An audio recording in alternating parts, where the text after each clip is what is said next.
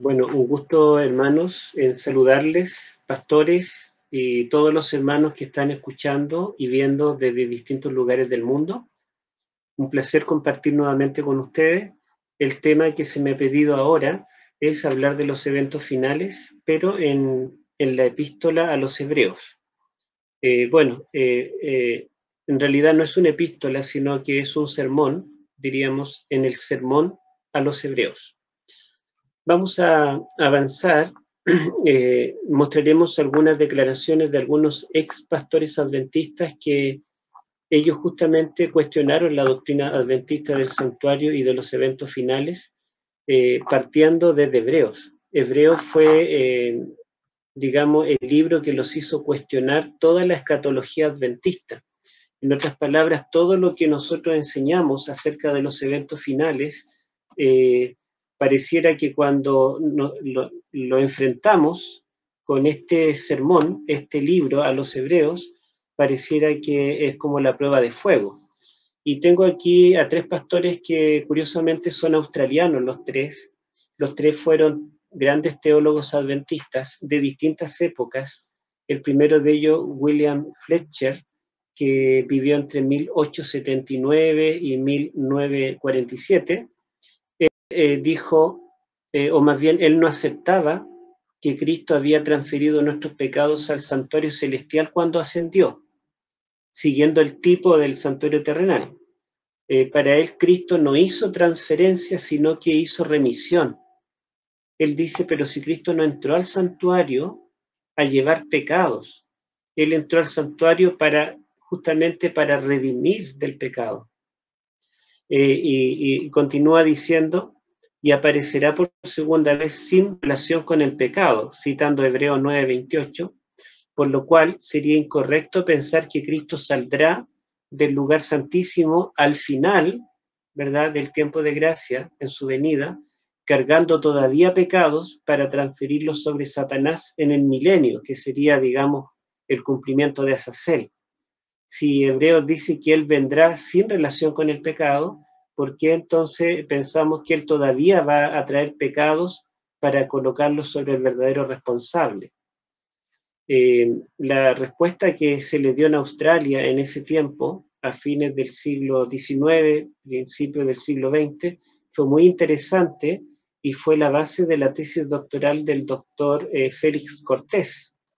Bueno, pero hubo otro australiano importante que fue Robert Bridgman, que entre paréntesis Fletcher, Bridgman y Desmond Ford, los tres que estoy citando, fueron también muy persuasivos, además de ser personas brillantes, estudiosos, también eran bastante persuasivos, tenían mucha retórica para decir las cosas. No solo lo que decían, sino cómo lo decían, como dice por allí un famoso actor mexicano.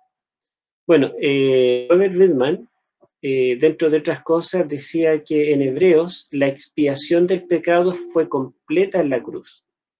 Allí se nos dice insistentemente que Cristo murió una vez y para siempre. Entonces él se pregunta, ¿cómo podemos compatibilizar una idea de un juicio futuro, recién en 1844, si el juicio ocurrió en la cruz? En la cruz Cristo venció a los principados y las potestades. En la cruz fue expulsado Satanás. En la cruz Cristo nos limpió del pecado. ¿Cómo decimos que el pecado todavía continúa y que recién en 1844 va a limpiarlo? Así que él dice que o juicio investigador o hebreos. Para él son cosas incompatibles. Desmond Ford, que es más reciente, falleció hace aproximadamente un año, él dijo que los lectores de Hebreos no están esperando ansiosos que Cristo entre al lugar santísimo en alguna fecha futura, sino que los lectores de Hebreos están esperando que Él salga del Santísimo. Es una salida, no una entrada de Cristo lo que los hebreos esperan.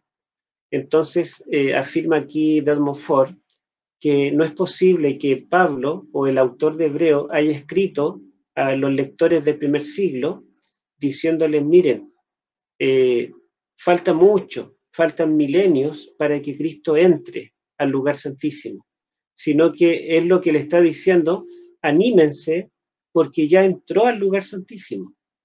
Y lo que ellos están esperando es que salga del lugar santísimo para venir a buscarlos. No están esperando que recién entre, que todavía no entra.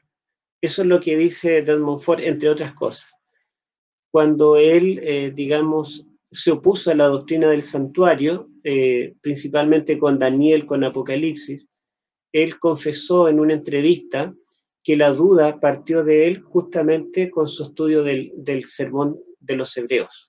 Así que este libro es importantísimo para entender la escatología de la Iglesia Adventista y para ver si la escatología nuestra o los eventos finales que encontramos en Daniel y Apocalipsis calzan con el pensamiento del autor de Hebreos en el Nuevo Testamento.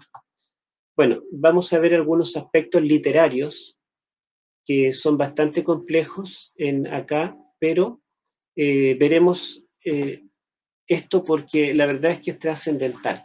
La estructura literaria de este sermón a los hebreos fue un misterio hasta el siglo XX.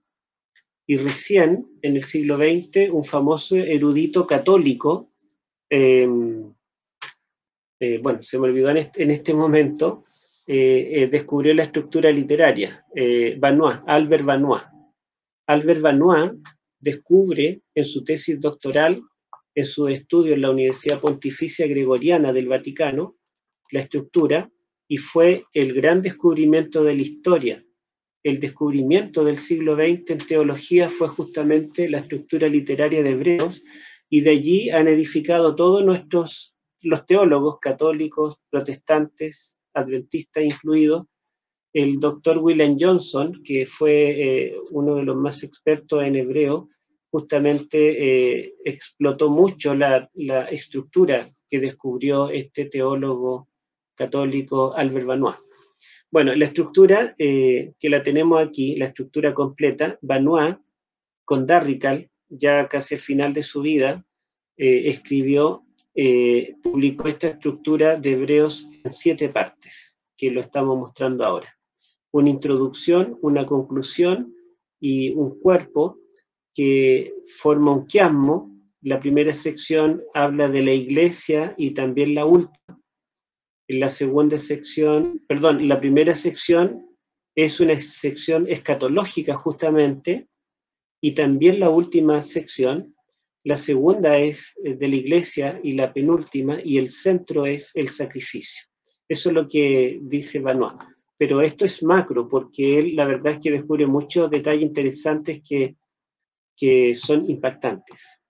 Dentro de la estructura de Vanois, tomando también los aportes de William Johnson, Vanois y Johnson posteriormente, siguiendo la idea de él, muestran que este sermón se divide o alterna la exposición con la exhortación. ¿Qué es exposición y qué es exhortación? Exponer significa abrir la Biblia, bueno, aquí yo tengo una Biblia, abrirla, leer el texto, exponerlo, explicarlo, lo que se hace en un sermón. ¿Y qué es la exhortación? Es, después de haber leído la Biblia, hacer un llamado, aplicarlo al lector, al oyente, al hermano que está allí en la iglesia. Entonces, como todo sermón, tiene una exposición, o sea, un estudio de la palabra de Dios, citando la escritura, y posteriormente una exhortación que sería la apelación, la aplicación de eso que está en la escritura y que ocurrió en el pasado, pero aplicarlo ahora al presente, a los lectores. Y eso lo hace 4 veces en total el autor de Hebreos, y la última exhortación que está acá es bastante larga, que se divide en 3 partes. Ahora, esta estructura, que forma finalmente un quiasmo completo, pero que se puede alternar, tiene algo muy interesante. Además de que el contenido es distinto, porque en la parte expositiva se cita la escritura. Por ejemplo, el capítulo 1, 1 al 14, el apóstol está citando la escritura para hablar de la exaltación de Cristo. Cristo es mayor que los ángeles. y cita continuamente el Antiguo Testamento para mostrar qué dice el Antiguo Testamento del Hijo y qué dice el Antiguo Testamento de los ángeles, ya que en el tiempo que escribe el apóstol, el Nuevo Testamento estaba en formación, todavía no estaba concluso, las escrituras que ellos tenían eran justamente el Antiguo Testamento. Y al citar el Antiguo Testamento lo expone de esta forma. Pero después de exponer, ahora en el capítulo 2, 1 al 4, hace una exhortación. Y podemos leer, bien, si buscamos, solamente para dar un ejemplo, para que ustedes se den cuenta de que hay un cambio de exposición a exhortación. Dice, por tanto, es necesario que con más diligencia atendamos a las cosas que hemos oído, no sea que nos deslicemos, porque si la palabra dicha por medio de ángeles, acaba de hablar de los ángeles y su papel en relación al pueblo de Dios del Antiguo Testamento. Entonces él está ahora exhortando, está haciendo un llamado a los lectores. Bueno, esto lo hace, como digo, 4 veces, y la exposición que yo puse en rojo, cuando cita la escritura del Antiguo Testamento, está escrita en tiempos verbales pasados. Nosotros sabemos que los verbos representan acción o estado, y los verbos pueden escribirse en pasado, en presente o en futuro. Por ejemplo, el verbo comer. En pasado sería yo comí o yo comía. En presente es yo como. Y en futuro es yo comeré. Y en este caso, las exposiciones son escritas en tiempo pasado. No solamente porque está citando la escritura y la historia de Israel que es pasada, sino porque está diciendo que los eventos que son la base del cristianismo son también pasados. Y dentro de los tiempos pasados que existen en griego, utiliza un tiempo llamado aoristo, que es un pasado puntual. Por ejemplo, se nos dice en las exposiciones que Cristo ya pagó la deuda de nuestros pecados. No la está pagando, ya la pagó. Dice que Él murió una vez y para siempre. Dice que Él se levantó de los muertos.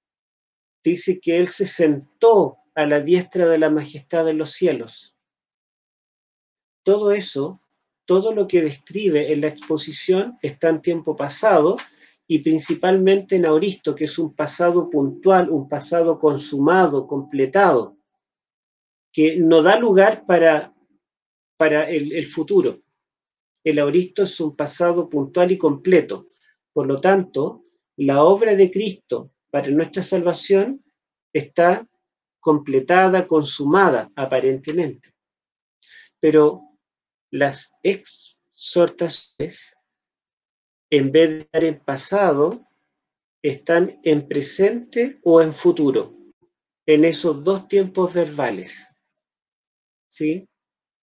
Entonces acá en la exhortación no habla de lo que ya ocurrió, sino que habla de lo que está ocurriendo y de lo que ocurrirá. Entonces aparentemente hay una contradicción entre la exposición y la exhortación. Por otro lado, las exposiciones hablan de la gracia y la misericordia de Dios con su pueblo. En cambio, las exhortaciones hablan del juicio y la condenación de Dios contra su pueblo apóstata. Habla cómo el pueblo se desvió. Dice cómo escaparemos nosotros si descuidamos una salvación tan grande. Dice que el que niega la sangre de Cristo no tiene otra oportunidad. Queda reservado para el fuego en el día de la ira de Dios. O sea, mientras las exposiciones son dulces, son lindas, nos hacen subir al cielo, las exhortaciones son duras, son imprecatorias y nos condenan. Entonces vemos que tienen mucha diferencia las exposiciones de las exhortaciones. Primero las exposiciones están en pasado y las exhortaciones están en presente o en futuro. Las exposiciones son lindas, son gracia, misericordia, amor, y las exposiciones son juicio y condenación.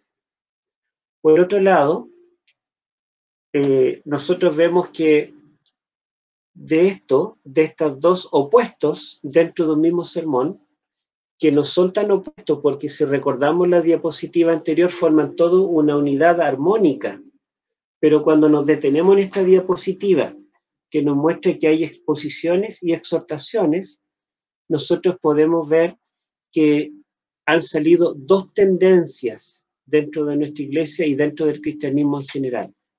Aquellos que se quedan con las exposiciones y citan cualquiera de estos versículos desde el capítulo 1 en adelante, que son parte de las exposiciones, dicen que o resaltan la gracia, el amor, el perdón consumado, algo completado, Cristo ya murió, ya venció el mal, Cristo ya subió al cielo, ya entró detrás del velo. Están mostrando, digamos, algo positivo y consumado, y llegan a negar 1844, porque si la exposición está en pasado y muestra que todo es maravilloso y cumplido, no dejan lugar para 1844. Pero ellos están olvidando las exhortaciones. Por otro lado, aquellos que toman solo las exhortaciones, desde el capítulo 2 hasta el final, hasta el 13, cualquiera de los textos que lean, ellos se olvidan de la cruz y solamente les interesa el futuro, lo que Cristo hará al final de la historia. A ellos les interesa cómo el pueblo de Dios al final de la historia puede estar preparado para enfrentar la venida del Señor y el fin de la gracia, porque en estos textos se nos dice que nosotros debemos vencer el pecado. Si nosotros volvemos atrás, no tenemos otra oportunidad. Y este grupo se va al extremo del perfeccionismo. Como el primer grupo que se queda con las exposiciones se va al extremo de negar 1844, el segundo grupo de las exhortaciones se va al extremo de negar a Cristo como el único centro de la salvación y añaden a los méritos de Cristo los méritos nuestros que debemos alcanzar. Sin embargo, las exposiciones y las exhortaciones están entrelazadas formando una sola unidad. Ambas cosas son verdades. Y no es bueno dejar de lado una de ellas. Pasamos a la siguiente diapositiva, donde tenemos una estructura literaria solo de las exhortaciones. Si nosotros comparamos la anterior, donde las exposiciones están en rojo y las exhortaciones en negro, y son la letra B solamente, y después avanzamos a la siguiente, allí solo tenemos las letras B, o sea, lo que estaba en color negro, solamente las cuatro exposiciones, perdón, las cuatro exhortaciones. Y nos podemos dar cuenta de que hay una A, una B, una C, y después se devuelve, porque es un quiasmo, un paralelo, digamos, paralelo antitético, un paralelo invertido. Paralelo invertido, avanzamos A, B, C, C, D, A. Y la A final es paralela con la A del principio. La B es paralela con la otra B. Y la C del centro de la primera mitad es paralela con la C del centro de la segunda mitad, incluso las partes en que se subdivide cada una de estas letras, la C se divide en cuatro partes, y la C' también tiene cuatro partes, y en el mismo orden inverso. Y ustedes pueden ver que la C, la primera C de la primera mitad, termina en el punto 4 con el acceso al santuario. Y la C, donde comienza en el punto 4 con el acceso al santuario. Y el centro entre el capítulo 6, 19 y 20 y el capítulo 10, 19 al 22, fíjense ustedes que la siguiente diapositiva yo saqué las partecitas y marqué solamente las letras grandes, A, B, C, B, A.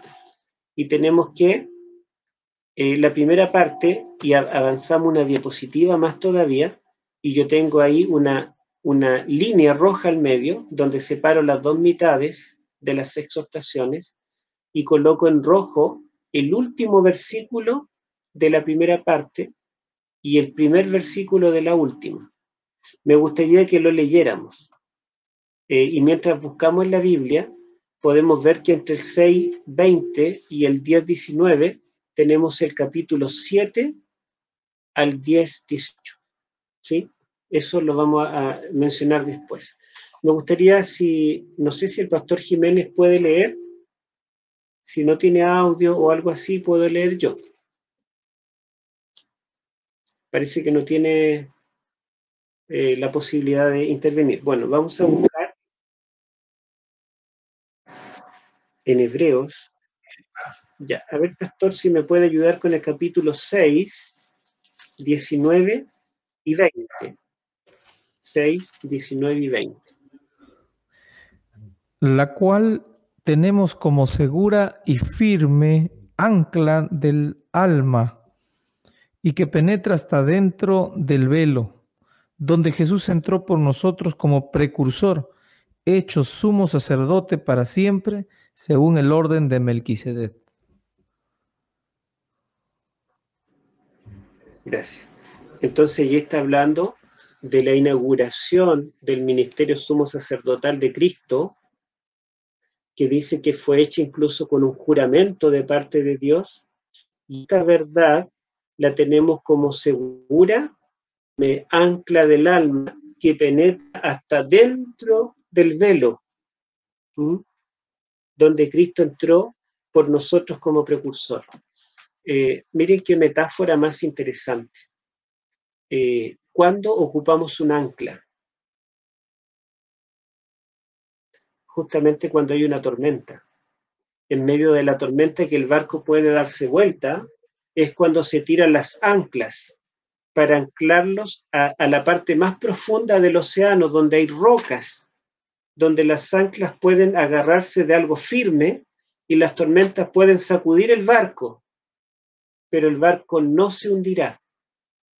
Entonces, el autor de los Hebreos, en este sermón, le está diciendo, en esta exhortación, recuerden que esta es la palabra de la exhortación, el llamado al corazón, la aplicación a la vida, está usando la metáfora del ancla. Y dice que nosotros somos como un barco que está en medio de un mar tormentoso, el enemigo nos apremia, sin embargo, ¿cuál es el ancla de mi seguridad? No es mi fe, no es lo que yo tengo, no es el hogar, no es la familia, sino que el ancla del alma es la entrada de Cristo al lugar santísimo. Entonces, como el ancla penetra hasta lo más profundo del mar, Cristo entró hasta lo más profundo del lugar santísimo, incluso adentro del velo. Y ellos dicen, Cristo entró al lugar santísimo. Porque no puede ser que si el ancla tiene que llegar hasta el mismo fondo, esté representando una entrada de Cristo a la primera parte nomás. Y que recién en 1844 entra al lugar santísimo.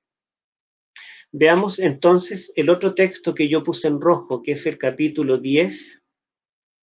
El capítulo 10, el versículos sería 19 al 22.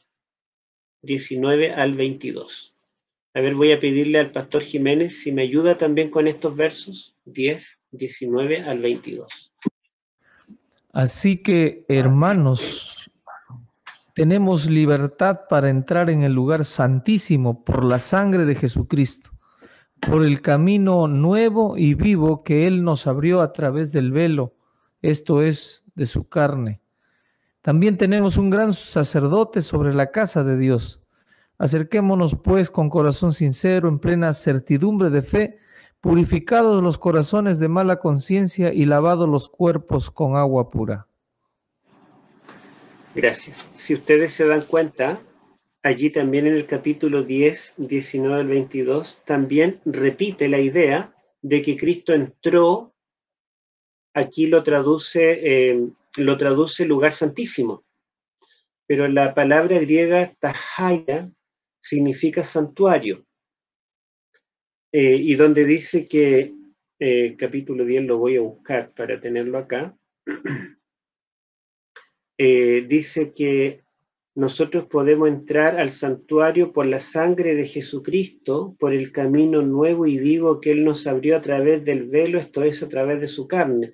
El velo aparece en el 6:19 y aparece otra vez acá, y dice que podemos entrar a través del velo. Dice también el camino nuevo y vivo que Él nos abrió. Cuando dice abrió, en griego es el verbo enkainizo, que significa inauguró. O sea, Jesucristo subió al cielo para inaugurar ese santuario, ¿verdad? Bueno, entonces acá, como en el capítulo 6, está hablando de entrar al santuario. A ver si mostramos de nuevo la diapositiva donde tenemos la línea roja al medio, y tenemos en rojo el versículo 6:20, que da término a esa tercera exhortación, y el capítulo 10 que da inicio a la cuarta exhortación. Entre esos dos secciones, 6:20 y 10:19, avanzamos una diapositiva y nos damos cuenta que tenemos el capítulo 7:1 al 10:18, que es justamente el encabezado de la estructura que vamos a mostrar. Este encabezado, capítulo 7:1 al 10:18, ya no es exhortación como lo anterior, sino que ahora estamos hablando de una exposición, pero es la exposición central. Si nosotros lo ubicáramos, estaría justo en el centro de esa letra A, B, C. A, B, C estaría en el centro, entre el 6:20, que dice que Cristo entró adentro del velo como el ancla, y después el 10:22, que dice que Cristo se introdujo adentro del santuario y nosotros podemos entrar con Él a través del velo que es su carne. Entre esas dos exhortaciones que nos invitan a entrar, describe el santuario en sí, el papel de Cristo en el santuario celestial. Por lo tanto, el centro de Hebreos, el corazón de Hebreos, tiene que ver justamente con lo que Cristo hace en el santuario celestial. El capítulo 7 nos prepara hablando del sacerdocio y el sacrificio de Cristo, y el capítulo 8:1 comienza diciendo el punto principal de lo que venimos diciendo es esto, que Cristo es el sumo sacerdote que oficia en el santuario celestial. Ahora, esta exhortación, el doctor William Shea también encontró un quiasmo, y también él se basa en la idea de Albert Benoit. La verdad es que estudiar a Albert Benoit ilumina la mente cuando uno quiere estudiar hebreos, y no hay ningún teólogo moderno que se haya especializado en hebreos que no haya estudiado a Albert Benoit. Bueno, aquí él recuerda la letra A y la A final, las dos A, si ustedes las ven en color celeste, la exhortación es a entrar dentro del velo. Dentro del velo, la expresión del 6, 19 y 20, y a través del velo, la expresión del 10, 19 y 20. Entre esas dos invitaciones, tenemos entonces el sacerdocio, y termina hablando del sacerdocio, el sacrificio, termina después la letra C al final del sacrificio, la letra D del santuario, la letra D bien, el pacto, la E, ambas E, y en el centro está el santuario, yo diría la obra de Cristo en el santuario, donde contrasta los dos santuarios, el terrenal con el celestial, y el ministerio del sacerdote terrenal y el ministerio del sacerdote celestial. Esto en relación a la estructura. Y esta estructura, ¿verdad?, nos ayuda a comprender el santuario y los eventos finales, y también está basada, ¿verdad?, en el santuario del desierto que mostramos a continuación. Avancemos entonces para mostrar esta imagen del santuario que el apóstol usa para ilustrar los eventos finales. Si podemos avanzar, Pastor Arturo, eso, ahí tenemos la imagen, y después avanzamos una más y vamos a ir a la escatología inaugural de Hebreo. Aunque ustedes digan, bueno, la estructura no tiene nada que ver con escatología, vamos a ver que sí.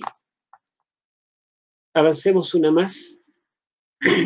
Bueno, la palabra escatología viene de dos palabras griegas, eschatos, que significa último, y logía, que significa tratado, palabra, estudio de.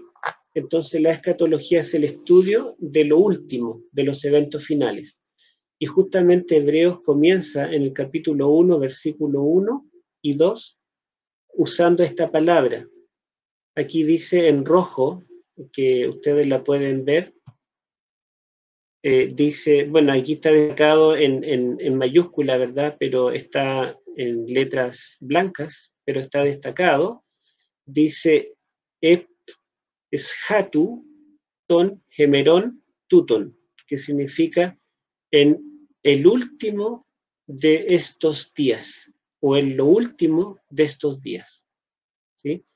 Eso está allí entonces en Hebreos, en los primeros dos versículos, así comienza, y es la misma palabra, eschatus, que es la palabra que significa último y que se usa para escatología.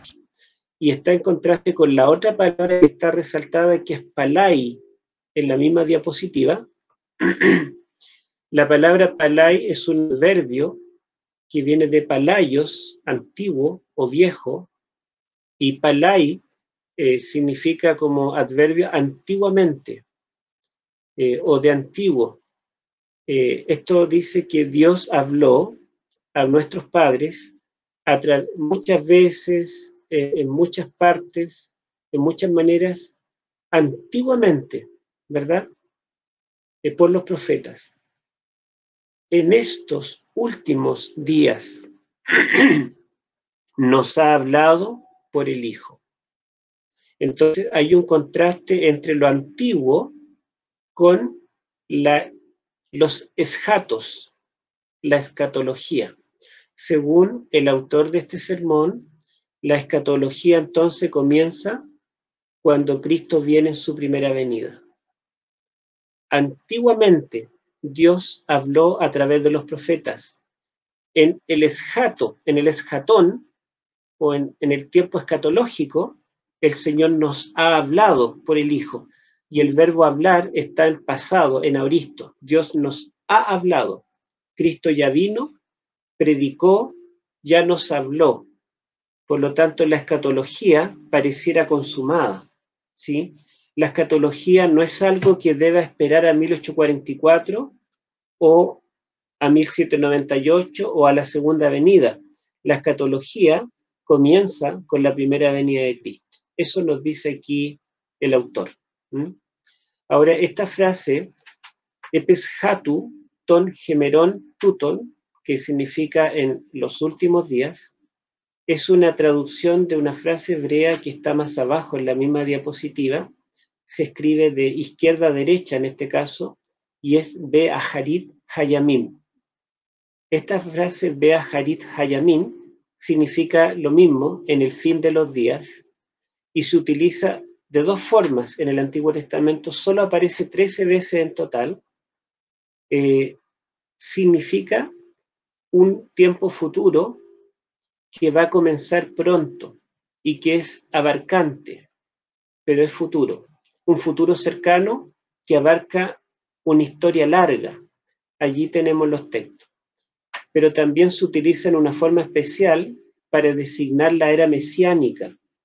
Entonces, está apuntando el Beaharit Hayamin, los últimos días, al tiempo que comienza con la venida del Mesías y se extiende hacia el futuro. Bueno, vamos a avanzar entonces en la siguiente diapositiva, y aparte de esta frase que se utiliza en Hebreos capítulo 1, versículos 1 y 2, que es epeshatu, ton, gemerón, tuton, que significa literalmente sobre el fin de estos días o en el fin de estos días, hay otras frases que son similares en kairo eshato, que utiliza Pedro, que literalmente significa en el tiempo final, y también Pedro se refiere a que ese tiempo final comenzó ya con la primera venida. El mismo Pedro utiliza más adelante epeshato ton chronon, sobre el fin del tiempo, que también lo aplica a su tiempo, el tiempo después de la primera venida. Y en fin, aquí tenemos varias frases, no las voy a repetir todas, que se usan en el Nuevo Testamento para referirse al tiempo apostólico como el tiempo escatológico. El tiempo apostólico es el tiempo escatológico. Ahora, la siguiente diapositiva, ustedes la pueden ver allí, muestra que en el Antiguo y en el Nuevo Testamento hay frases que significan también escatológico, pero no se refiere al tiempo de la primera venida, sino al tiempo de la segunda venida y los eventos que rodean la segunda venida. Por ejemplo, el apóstol Juan, en su evangelio, utiliza mucho la escatología realizada, diciendo que ya con Cristo ya tenemos vida eterna. El que cree en Cristo ya ha sido salvo. El que no cree ya ha sido condenado. Jesús es la resurrección y la vida, etc. Pero Juan utiliza la frase ente esjate gemera, que literalmente usa la palabra eschatos también, escatología, en el fin, en el día final, literalmente, en el día final, es una frase que Juan utiliza para referirse exclusivamente a eventos que tienen que ver con la segunda venida y las cosas que rodean la segunda venida. Así que podemos ver que los apóstoles usan la palabra eschatos de escatología para eventos que comenzaron ya con la primera venida y también para eventos que tienen que ver con el tiempo de la segunda venida. La frase sunteleia tonaionon, que la utiliza en el Nuevo Testamento solo Hebreos y Mateo. Hebreos la utiliza para el tiempo que ya comenzó. Sunteleia ton aionon significa la consumación de los siglos. Y Hebreos dice que ahora, en la consumación de los siglos, Cristo subió al cielo y entró al santuario. Pero en cambio Mateo, esta misma frase, sunteleia ton aionon, dentro de su teología, se refiere a los eventos finales. La consumación de los siglos para Mateo es cuando Cristo venga, cuando ocurra la resurrección, cuando venga el juicio final. Todo aquello ocurrirá en el sunteleia ton aionon, en la consumación de los siglos. Bueno, y en el Antiguo Testamento de igual forma tenemos frases como Yom Yahvé, el día de Jehová, que se utiliza justamente para los eventos relativos o que ilustran la segunda venida. Y tenemos en Daniel una frase exclusiva que es Etzket, que significa literalmente el tiempo del fin y que se refiere a eventos que ocurrirán cercanos a la segunda venida, como por ejemplo el fin de los tiempo, tiempo y medio tiempo, el momento cuando Dios levante el remanente final, el momento cuando el libro de Daniel completo, las partes que estaban selladas y cerradas se podrán entender. El libro debe estar cerrado y sellado hasta el tiempo del fin. Por lo tanto, la frase tiempo del fin no está refiriéndose a los momentos de la primera venida, sino a lo que tiene que ver con los eventos finales, la última parte de la historia que conducen finalmente a la segunda venida. Un detalle que queremos mostrar en la siguiente diapositiva es que la palabra fin en hebreo, que sería aharit, ve aharit hayamin, en los últimos días, y la palabra fin, ketz, del tiempo del fin, las dos significan fin, pero tienen un significado diferente. La palabra aharit viene de ahar, que significa literalmente espalda, porque los orientales consideran que el pasado está al frente y el futuro está en la espalda, atrás. Nosotros decimos que el pasado quedó atrás y el futuro está al frente. Ellos dicen al revés. El futuro está atrás en la espalda y el pasado está al frente. Porque Dios dice que vuestro pasado está delante de vuestros ojos. El pasado es visible y conocible, porque lo podemos ver, lo podemos recordar o estudiar.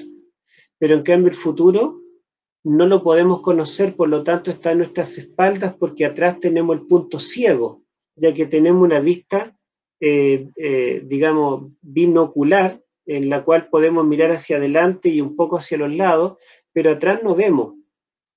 Por lo tanto, para un hebreo antiguo o para un oriental antiguo, el futuro se graficaba con la espalda, como el principio se grafica con la cabeza. Bereshit significa literalmente en la cabeza. Y mano, yad, significa poder. Corazón, lev, significa emociones. Y en ese sentido, ¿verdad? Futuro se dice espalda. Sin embargo, la palabra harit, que viene de la palabra espalda, es una palabra que se refiere a un futuro largo. O sea, es el fin, pero no el último momento, sino que es un tiempo del fin, es un periodo, es la última parte. En cambio, la palabra ket es un fin puntual. Y cuando se usa en el Antiguo Testamento aharit, ve aharit hayamin, se refiere a un largo periodo futuro.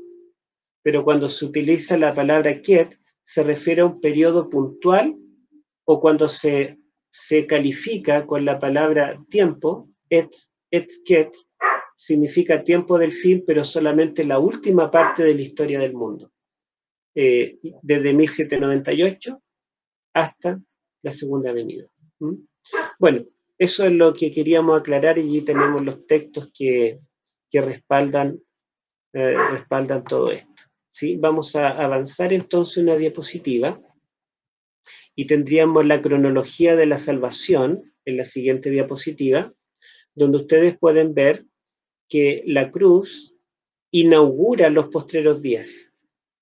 Por eso el apóstol dice en Hebreos 1, 1 y 2, que en estos postreros días, él escribe en la década de los 60 y puede decirle a los cristianos que leen su sermón, les dice: hermano, estamos viviendo en los postreros días. Dios en el pasado, antiguamente, nos habló por los profetas, pero en estos postreros días nos ha hablado por el Hijo. Así que los postreros días comienzan con la cruz y se extienden hasta el fin, pero el tiempo del fin comienza en 1798. Podríamos decir que el tiempo del fin es la última parte de los postreros días.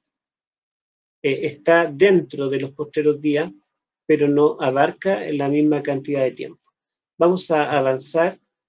Entonces, esto es lo que nos enseña Hebreo respecto a la escatología y que nos sirve para aclarar el resto de la escatología del Nuevo Testamento, y también nos sirve para entender Daniel y Apocalipsis.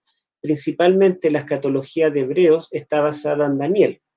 Aquí, digamos, se han hecho varios estudios donde se ha llegado a la conclusión, o por lo menos se ha inferido, de que todo Hebreos, este sermón, es un pecher de Daniel 8 y 9.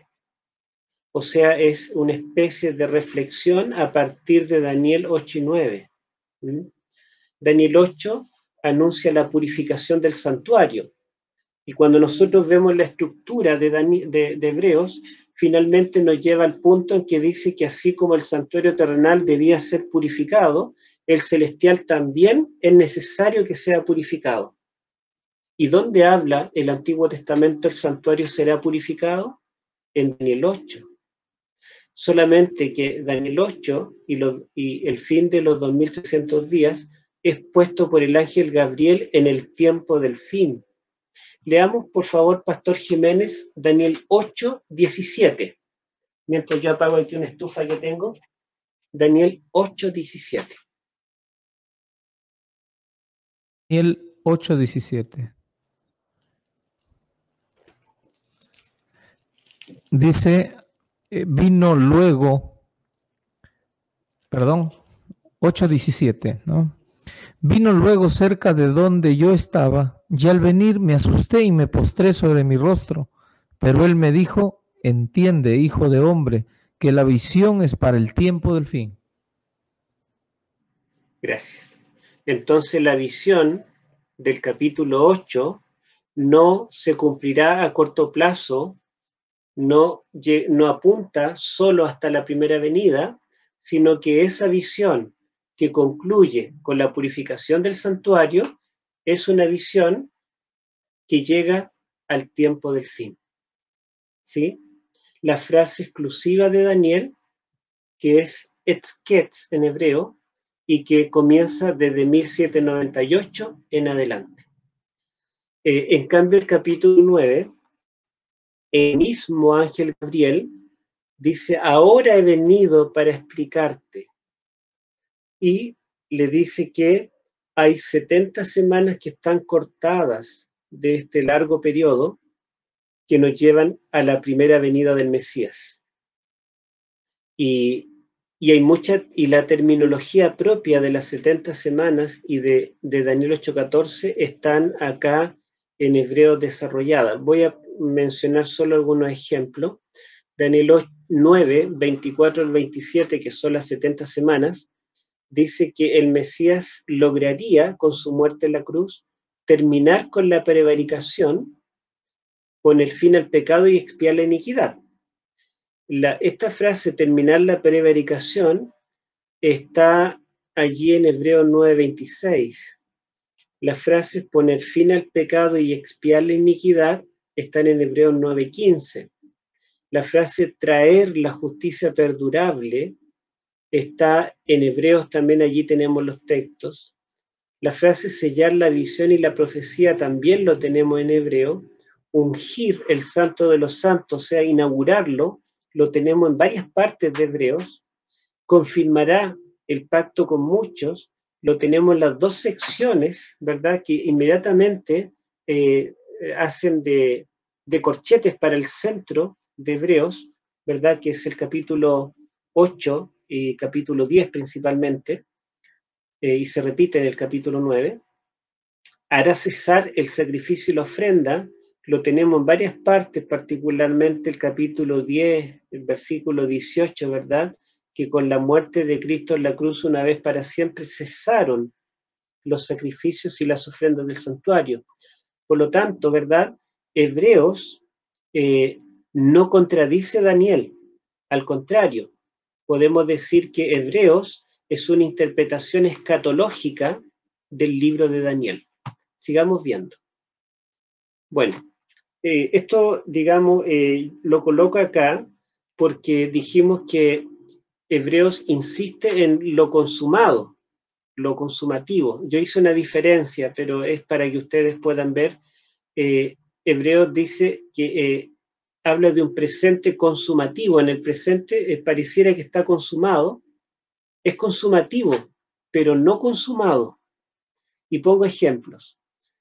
Cristo murió en Auristo, en tiempo pasado puntual, una vez y para siempre.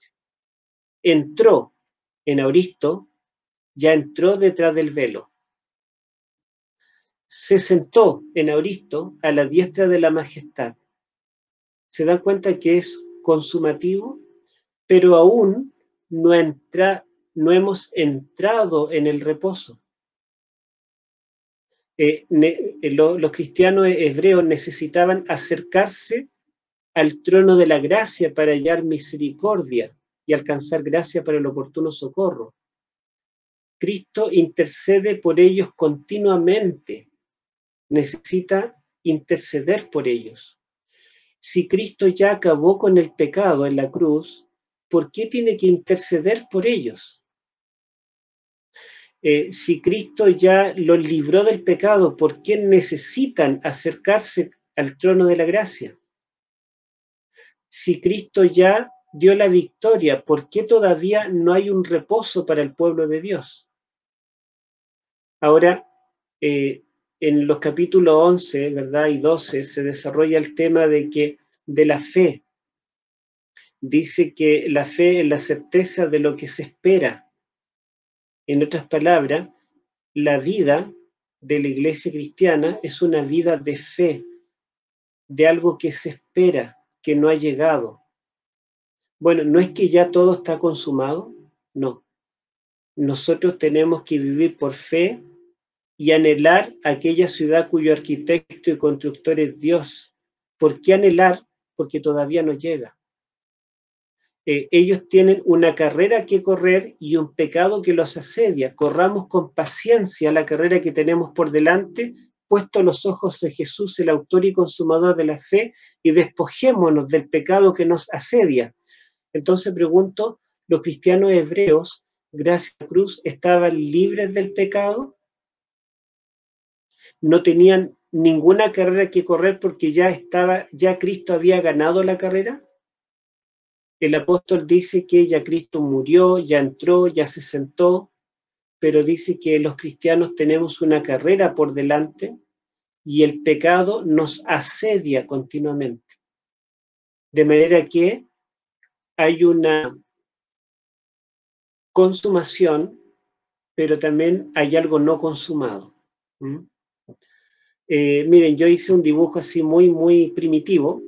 No sé si lo tiene ahí el pastor en la diapositiva. Ese es el dibujo, muy primitivo, pero ¿qué quiero mostrar en este dibujo? Simplemente que incluso la ilustración más hermosa, que dice que la esperanza nuestra es el ancla del alma, el ancla no se usa para cuando ya el barco llegó al puerto y puede ser amarrado allí a un pilote. El ancla se hace necesaria cuando el barco todavía no ha llegado a puerto. El ancla no se usa en tiempo de paz, cuando está el mar en calma. El ancla se usa en medio de la tormenta.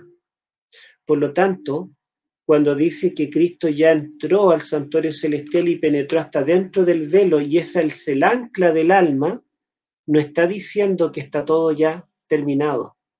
Está diciendo que nosotros estamos de camino a, que falta mucho para llegar al puerto y que lamentablemente no hemos entrado en el reposo, estamos en un mar agitado y requerimos la seguridad del ancla para que nos dé la estabilidad. Avancemos una diapositiva. Algo dije ya de la fe, no voy a decir más de la fe, pero la fe y la esperanza son claves en este sermón. Solamente reflexionar algo en la esperanza, que en griego es el pis. La esperanza habla de la esperanza en lo que ha de venir. Por ejemplo, deseamos, sin embargo, esto está en Hebreos 6:11, deseamos, sin embargo, que cada uno de ustedes siga mostrando ese mismo empeño hasta la realización final y completa de su esperanza. O sea, el apóstol le decía a los cristianos hebreos que no tenían nada que esperar, no había una etapa futura del plan de salvación, porque ya fue consumada en la cruz. No, aquí está diciendo que ellos deben continuar con la esperanza de la realización final y completa de su esperanza. Y miren cómo nos exhorta, hermanos, mantengamos firme la esperanza que profesamos. Por lo tanto, ¿verdad? Vemos que la teología escatológica o el mensaje de eventos finales en Hebreos no se completa en la cruz, ni en la entrada al santuario celestial en el siglo I. Sigamos con la siguiente. Sentarse a la diestra de Dios. Algunos dicen, bueno, pero si Dios está en el lugar santísimo y Cristo ya se sentó a la diestra, no hay un 1844. O ya sentarse a la diestra de Dios es la meta máxima. Allí ya Cristo consumó todo. Pero miren qué interesante. Leamos los dos textos que están allí. Bueno, voy a leer mejor la diapositiva. El logro del Hijo de sentarse a la diestra de la majestad de las alturas gracias a la cruz, heredando un privilegio mayor que los mismos ángeles, aunque es algo ya logrado, tiene un propósito inaugural. Al Hijo se lo invita: siéntate a mi diestra hasta que ponga a tus enemigos por estrado de tus pies, en el capítulo 1. Pero en el capítulo 10 dice, pero este sacerdote, después de ofrecer por los pecados un solo sacrificio para siempre, se sentó a la diestra de Dios en espera de que sus enemigos sean puestos por estrado de sus pies. O sea, Cristo no es que se sentó porque ya terminó la historia de la salvación, sino que se sentó a esperar que los enemigos sean puestos por estrado de sus pies. Y el mismo apóstol en Corintios cita el mismo Salmo 110 que usan estos dos textos y dice lo siguiente, 1 Corintios 15 y 5:26, porque es necesario que Cristo reine hasta poner a todos sus enemigos debajo de sus pies, y el último enemigo que será destruido es la muerte. O sea, mientras exista la muerte, todavía Cristo no ha completado su obra de redención. Cristo está sentado, pero no es que Él subió y se sentó a la diestra porque la historia se acababa, sino que se sentó a la diestra para esperar que la victoria fuera consumada y todos sus enemigos sean puestos al estrado de sus pies. Y el último enemigo en ser puesto a sus pies será la muerte. Y la Biblia nos dice que eso será recién después de su venida. Es el último evento. Apocalipsis 21:4 dice que ya no habrá muerte. Por lo tanto, ¿verdad? El sentarse a la diestra no quiere decir que en el siglo I se consumó el plan de salvación, sino que se inauguró. Entonces, nosotros los adventistas creemos en la escatología inaugural de Hebreos, no final. Pero quiero citar a la máxima autoridad en Hebreos en el mundo protestante y la máxima autoridad en hebreo en el mundo católico. Miren, bueno, acá pongo a Barnabás Lindas, para mí la máxima autoridad en hebreo en el mundo protestante, un gran erudito, la verdad, increíble los libros que ha escrito sobre hebreos. Él dice lo siguiente: mientras un sacrificio expiatorio trata con los pecados pasados, un sacrificio pactual, y él es el que enfatiza que el pacto está justo antes y después del centro mismo de Hebreos. Dice, un sacrificio pactual inaugura un arreglo permanente para el futuro. Una vez que un pacto ha sido solemnemente inaugurado con las sanciones de un sacrificio, se espera que permanezca. Aquello es lo argumentado en Daniel 9, 15 al 28, que es el centro del libro, según la estructura de Albert Benoit. Entonces, este centro de todo el libro de Hebreos, que está precedido y seguido por el pacto, dice que Cristo no solo es el sacrificio diario, sino que Cristo es presentado como el sacrificio del pacto. Y justamente Daniel 9, quien habla del sacrificio del Mesías como el sacrificio del pacto. Y si tomamos ese término, que el Mesías muere para inaugurar un nuevo pacto, nos damos cuenta que es Jeremías 31 el que anuncia un nuevo pacto. Y podemos ver también la teología de Jeremías en el capítulo 29, que anuncia de que después de los 70 años Dios liberará a su pueblo. En fin, vamos vinculando todo esto y llegamos al Deuteronomio, llegamos al Levítico 26, pero detengámonos acá. Lindars, la esencia de su argumentación, como él entiende Hebreos, dice que Hebreos, el sacrificio de Cristo, que es un sacrificio consumado, es consumado, pero es inaugural. Está inaugurando algo que permanecerá para el futuro. En otras palabras, el máximo exponente de la teología de Hebreo en el mundo protestante es un adventista en la forma de interpretar la escatología de Hebreos. Y tengo otra cita de otro de los gigantes, que es Craig Koester, que escribe el comentario a Hebreos de Anchor Bible, el Anchor Bible Commentary, que sería, digamos, el comentario católico, el mejor comentario católico de la Biblia. Este autor dice que el santuario terrenal y todos los ritos eran solo una sombra, estoy viendo la misma diapositiva, ¿verdad? Eran una sombra de la realidad celestial. Al ser el celestial el original de esta sombra, y todo lo realizado en él, significa que la práctica levítica presagiaba la purificación de la tienda celestial por parte de Cristo. Esta cita es tan importante que quiero parafrasearla.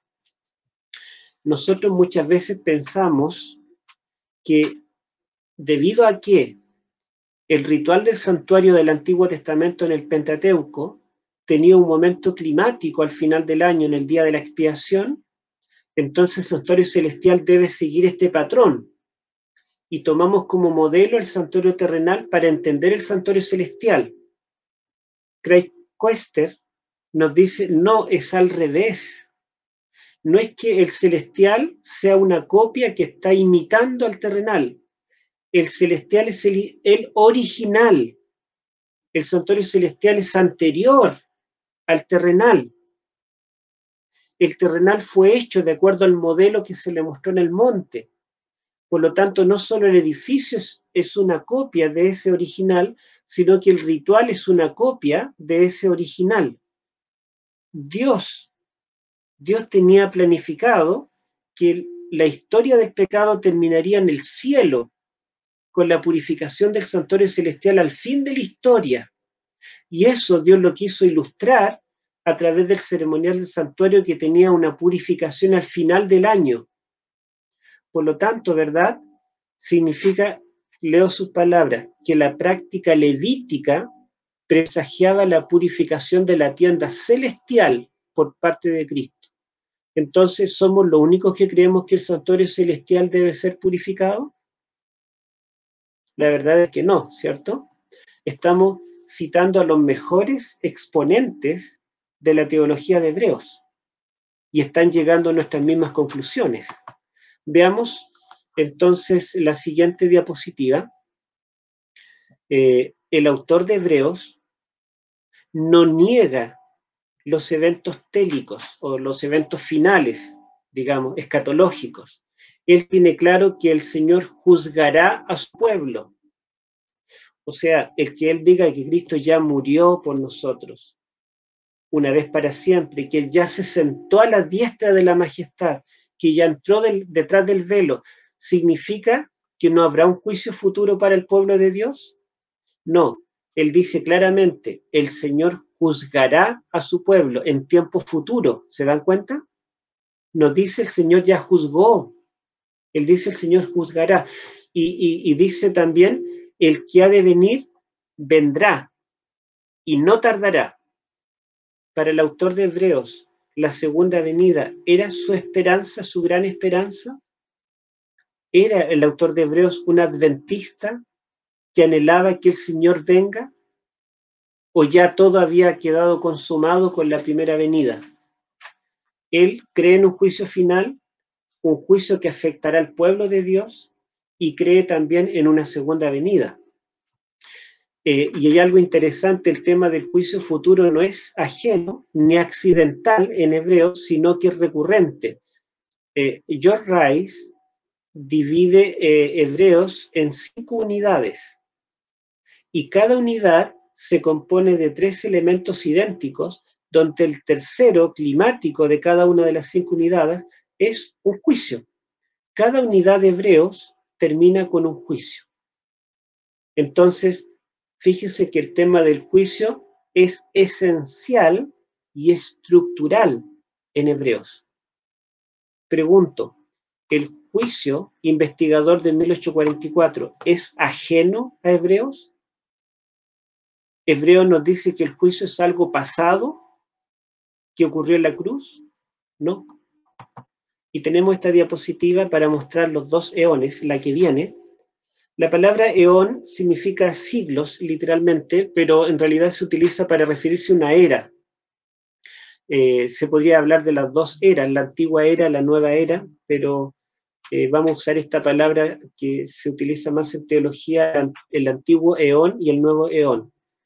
El antiguo eón, algunos lo ven y al ser los cristianos hebreos lo veían en la forma de la letra A, en la forma de arriba, que el antiguo eón mostraba la época anterior al Mesías.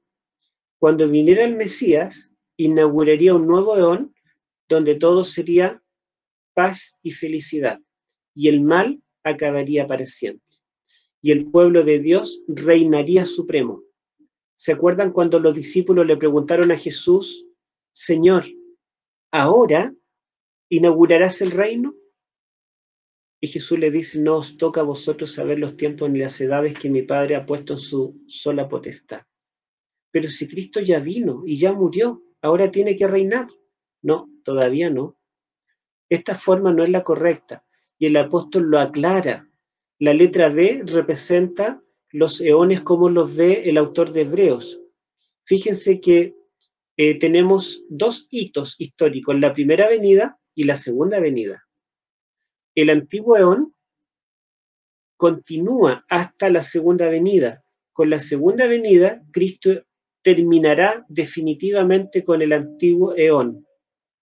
Pero en cambio, el nuevo eón no comienza con la segunda venida, comenzó con la primera venida. Entonces, con la primera venida de Cristo podemos decir que se inaugura un nuevo eón, la nueva era. Pero hay un tiempo de superposición o de yuxtaposición donde existe tanto el antiguo eón como el nuevo eón. Y ese periodo es el periodo intervenidas entre la primera y la segunda venida. Eso significa, ¿verdad?, que aunque Cristo ya esté reinando, aunque Cristo ya sea nuestro sumo sacerdote, aunque Cristo ya haya vencido al pecado, por otro lado, el pecado necesita ser vencido definitivamente. Voy a usar las palabras del doctor Raúl Dederen. Él habla de las 3 P, y esto es muy gráfico, las 3 P. Dice que el pecado es vencido en el pasado, presente y futuro. En el pasado, la P es en la cruz. Cristo nos libró del poder del pecado. Perdón, no del poder, nos libró de la penalidad. El pecado me condenaba. Cristo me libró de la penalidad del pecado en la cruz en el pasado. En el presente, a través del Espíritu Santo, Cristo me libra del poder del pecado en mi vida, en la santificación. Y en el futuro, cuando venga, me librará de la presencia del pecado, porque seremos transformados en un abrir y cerrar de ojos y ya no habrá pecado en nosotros. Entonces, fíjese que el pecado es vencido en el pasado, en la cruz, pero es la primera P, la penalidad. En el presente, el pecado es vencido. La segunda P, el poder del pecado, y en el futuro, cuando Cristo venga, me librará de la presencia del pecado. Y nosotros podemos ver que el segundo esquema que tenemos acá, que ilustra la historia de la salvación, ilustra también la historia de nuestra vida. Nuestra vida, cuando llegamos a Cristo, comienza una nueva vida, somos nueva criatura, entramos al nuevo eón. Pero yo les pregunto, ¿el antiguo eón ya terminó?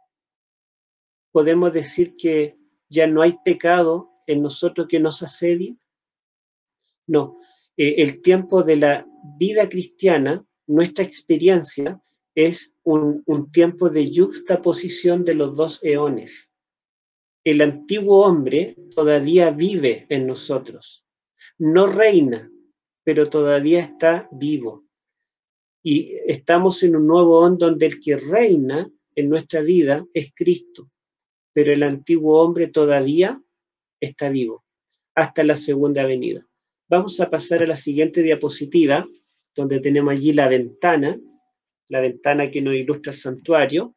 El santuario nos da la pauta de la escatología, y eso que no hemos hablado de las fiestas solemnes, que nos muestran una cronología de la salvación. Avancemos una más. Y aquí tengo algo determinante para poder entender bien el Apocalipsis. La escatología de Hebreos es historicista, no es preterista, ni es futurista.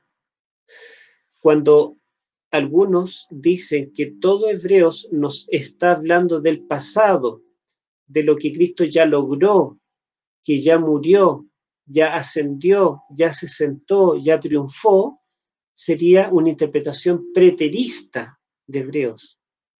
Si nosotros decimos y ponemos el acento en el futuro y decimos que Cristo juzgará, que Él vendrá, que Él expiará el santuario en el tiempo final, estamos interpretando Hebreos en forma futurista, pero el apóstol, cuando dice que ya estamos en los postreros tiempos, no está hablando de una escatología realizada, está hablando de una escatología inaugural, que inaugura un nuevo eón que continúa ininterrumpidamente a través de la historia de la salvación hasta el fin, hasta la segunda venida.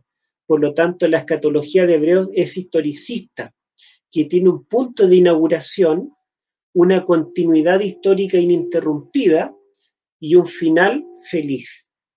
Esa es la escatología de Hebreos. Y quiero leerles aquí lo que dicen dos teólogos, los más destacados, por supuesto, pero antes quiero leer acá, esta es una declaración de mi propio artículo. El énfasis del autor de Hebreos no está en lo que Cristo hizo en el pasado, en la cruz. Fíjense que el apóstol habla de esto, pero no es el énfasis del sermón. Tampoco en lo que hará en el futuro, en su segunda venida, tampoco es el centro de su sermón, aunque habla de la segunda venida también, sino que el énfasis, el propósito del sermón a los hebreos es lo que está en lo que Cristo está haciendo ahora en el presente por nosotros. Yo les pregunto a los pastores y a los hermanos que han predicado alguna vez, cuando predicamos un sermón, ¿el propósito es hablar del pasado o del futuro o es llegar a la necesidad presente del que está escuchando el sermón? ¿Cuál es nuestra intención, nuestro propósito al predicar un sermón? Es el presente. ¿Qué está haciendo Cristo ahora por ti? Ahora tú estás sufriendo, puedes estar enfermo, puedes estar separándote, pero tienes que saber que ahora Cristo está obrando algo en favor tuyo. Por lo tanto, el énfasis está puesto en el presente. ¿Y cuál es la obra presente de Cristo según Hebreos? Es el rol sacerdotal de mediación de Cristo. Hebreos está interesado en hablarnos de la obra continua de nuestro sumo sacerdote, porque Hebreo está basado en Daniel 8, y Daniel 8 dice que el sumo sacerdote celestial tiene un ministerio continuo que el cuerno pequeño trata de quitar, y el autor de Hebreos dice que cuando los cristianos de origen judío están volviendo al santuario terrenal humano, están haciendo la obra del cuerno pequeño, echando por tierra el continuo, la obra única de Cristo. Y es interesante que el autor de Hebreos nos invita a acercarnos al trono de la gracia para hallar misericordia, a presentar nuestras oraciones allí. Y saben ustedes que la primera vez que aparece la palabra continuo en Daniel, no es en Daniel 8, es en Daniel 6. En Daniel 6 aparece la palabra aramea tedir.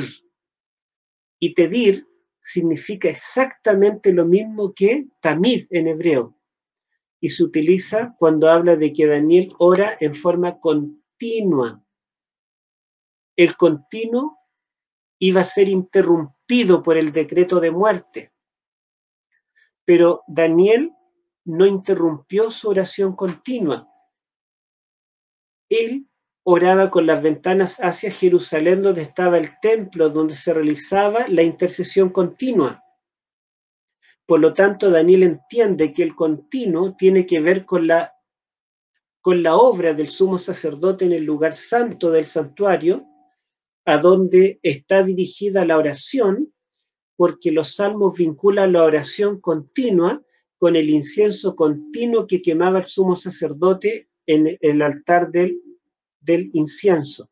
Suba mi oración, dice David en los salmos, junto con el incienso a la presencia de Dios. Y eso es lo que está diciendo Hebreos. Y pongo aquí, estamos terminando con esta diapositiva, Albert Benoit, el máximo exponente católico de la teología de Hebreos. Él no solamente enfatiza en sus libros que el acento del autor está puesto en la obra sacerdotal de Cristo, sino que él dice que el título está mal puesto.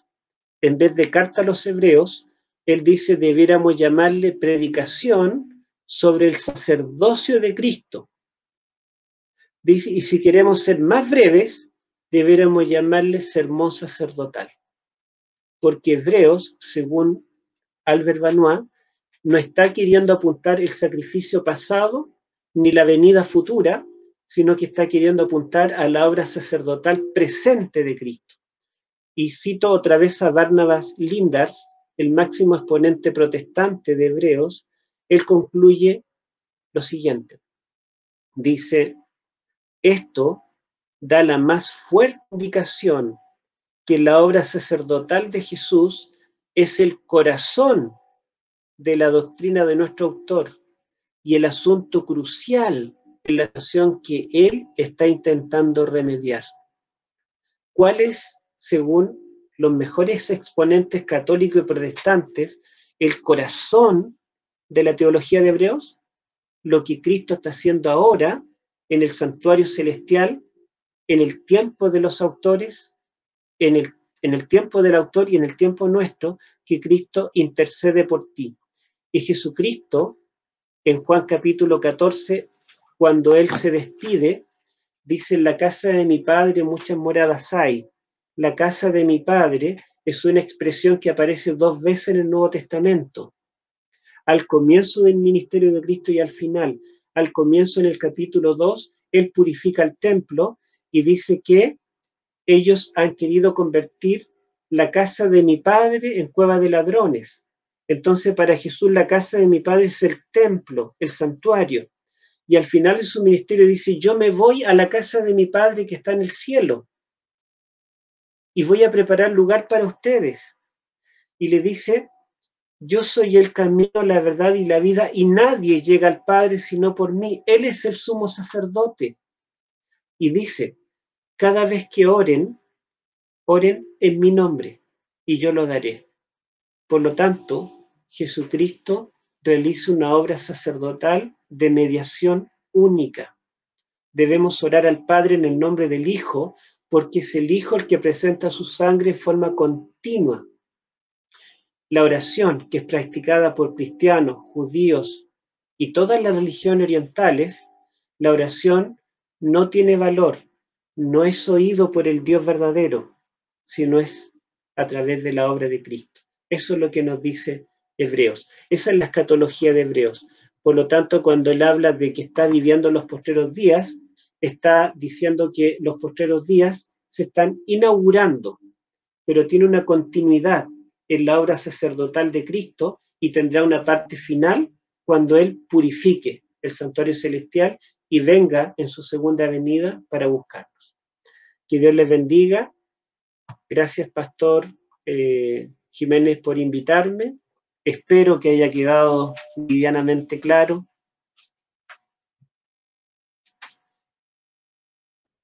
Ha quedado muy claro, doctor Héctor. Muchas gracias, de verdad. Las reacciones que estamos leyendo son muy buenas de nuestro público. Qué interesante la relación, dice la hermana Costa, tan claramente entre Hebreos y los libros o la escatología, no se daban, no habían percibido desde ese aspecto al libro de Hebreos. Un tema muy profundo, muchas gracias. Saludos desde Costa Rica.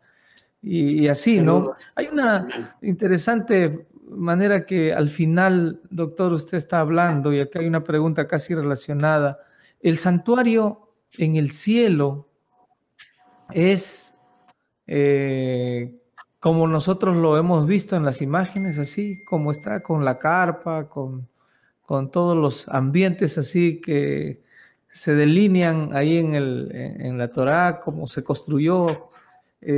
Porque dice que fue hecho bajo la Mira, misma, el modelo, ¿no? O bajo la última aclaración que usted hizo, por favor, díganos cuál es la perspectiva correcta acerca de ese asunto. Bueno, yo quise mostrar esta imagen del tabernáculo del desierto, porque el autor de los Hebreos, a pesar de vivir en un tiempo cuando el santuario conocido era el templo de Herodes, un edificio en Jerusalén, ¿verdad? Y había habido un templo de Salomón, y él conocía toda la historia, él quiere ir al original. El sermón a los Hebreos está basado en el Pentateuco, en la historia del Éxodo. Y la historia del Éxodo nos ayuda mucho a comprender Hebreos, y todo el Pentateuco, el doctor William Chia demostró que tiene una estructura quiástica con el centro en Levítico 16, la purificación del santuario. Yo me imagino que usted ha leído al respecto. Y el comentario de Levítico, que yo lo tengo acá, a ver, de la nueva versión internacional, que es muy bueno, ¿verdad? Comentario de aplicación, lo compré en Estados Unidos cuando fue la última vez, lo escribió justamente el doctor Ron Gale, adventista, y esta es una colección interdenominacional. Él fue elegido por esta comisión interdenominacional para escribir, y él avala esta estructura del doctor William Chea. Entonces, es interesante, ¿verdad?, que el centro es el día de la expiación, y Hebreos quiere llevarnos al Pentateuco, y habla del corazón del Pentateuco. Bueno, me aparté de la respuesta. En realidad, justamente el autor no quiere basarse en el templo, quiere basarse en la estructura del tabernáculo del desierto original, y con los dos ministerios, en el lugar santo y en el lugar santísimo. Ahora, no significa que el santuario celestial sea así. Repito lo que dice Christ Koster, que no es que el celestial deba ser como el terrenal, sino que el celestial es el original, y era el terrenal el que debía parecerse al celestial. Es como cuando decimos que Dios se parece a nosotros. No, la verdad es que nosotros somos imagen y semejanza de Él. No es que Él se parece a nosotros, nosotros nos parecemos a Él en alguna forma. Ahora, hay que recordar que a Salomón Dios también le mostró en visión el original celestial, y en base a eso debía construir el terrenal. Pero si comparamos el templo de Salomón con el tabernáculo del desierto, vemos varias diferencias. Y cuando vemos el cumplimiento de la tipología del santuario, tenemos que el altar, que era cuadrado, etcétera, un cubo, en realidad es una cruz. Por lo tanto, acá lo que nosotros tenemos es que hay elementos que se repiten en cada una de las estructuras que Dios reveló, incluso el Edén, ¿verdad? El Edén representa el santuario celestial en la tierra, el primer santuario que hubo en la tierra. Y este Edén también tenía dos departamentos: un huerto donde ellos podían comer de todo, y en el centro había una parte más privada donde no podían comer a su antojo, y del árbol de la vida y del árbol del conocimiento del bien y mal no debían comer. Era como un lugar santísimo, un lugar más reservado, ¿verdad?, más exclusivo. Por lo tanto, tenemos un patrón que se repite, que son dos departamentos, uno más sagrado que el otro. El santuario es un lugar donde se podía encontrar a Dios cara a cara, como en el Edén, ¿verdad? O en el Sinaí, donde Moisés podía entrar, pasar la nube en la cima y los demás podían estar en la falda, dos departamentos también. El tabernáculo también, que en realidad el tabernáculo era el monte Sinaí portátil. Ellos se llevaron la presencia de Dios allí, en ese Sinaí portátil. Esto nos dice que el santuario celestial, independiente de las dimensiones, de los materiales, que son cosas que ojo no vio ni oído yo, es un edificio, usando esa palabra, que tiene dos departamentos. Dos departamentos, tiene dos accesos, hay dos lugares que no limitan a Dios y que Dios no necesita de este edificio ni de estos departamentos, ni siquiera necesita del cielo, porque Dios existe antes de que Él creara los cielos y la tierra. Pero sí podemos ver en todos estos modelos que se nos muestra que debe haber un lugar de morada de Dios donde hayan dos departamentos y donde Él realiza dos ministerios diferentes en la historia de la salvación. Eso es lo que podemos decir. Muchas gracias, doctor Urrutia, por su profunda respuesta y por un tema tan importante para el pueblo adventista. Tenemos otra pregunta, dice, doctor Urrutia, ¿será que el antiguo eón como el último eón fueron descritos por Isaías 6, 1 al 2? ¿Y cómo explicaría los términos usados por Isaías, el año agradable de Jehová y el día de la venganza del Dios nuestro? Yo no sé si la última parte tiene que ver al capítulo citado, porque eso está más bien en el capítulo 63, 61, ¿verdad? Pero el capítulo 6 en realidad está hablando de la muerte de el rey, más bien está hablando de un acontecimiento histórico y de la teofanía cuando Dios se presenta en el templo. Sí, el capítulo 61, 61. 61, bien. Sí, bueno, perdón, sí, yo creo que justamente Isaías 61 es uno de los muchos textos del Antiguo Testamento que nos presentan estos dos eones, o estos dos eventos, que sería, ¿verdad?, las dos venidas. Y Cristo intencionalmente, cuando vino en su primera venida, Él leyó hasta antes de la frase el día de la venganza de Jehová. Esa parte no la leyó porque eso tenía que ver con el comienzo, ¿verdad? O más bien con la segunda venida. Sí, tiene razón. Vamos a otra pregunta, quizás aquí, justamente esta pregunta. Dice, doctor, en términos de la consumación ya hecha por Cristo y la que todavía está por cumplirse, ¿cómo explicaría usted, doctor, la definición de los diferentes reposos que menciona Hebreos en el capítulo 4, que incluyen el reposo del sábado en el séptimo día y la futura entrada en su reposo, seguro Hebreos 4.9? Según Hebreos 4.9. Sí. Bueno, la pregunta es muy buena y sirve para ilustrar justamente lo que yo he tratado de decir, porque fíjense ustedes que el sábado es usado en hebreo como algo consumativo, porque en cierto lugar dijo así y reposó Dios de todas sus obras. Está hablando en auristo, en pasado, pero al mismo tiempo invita a que entremos a su reposo.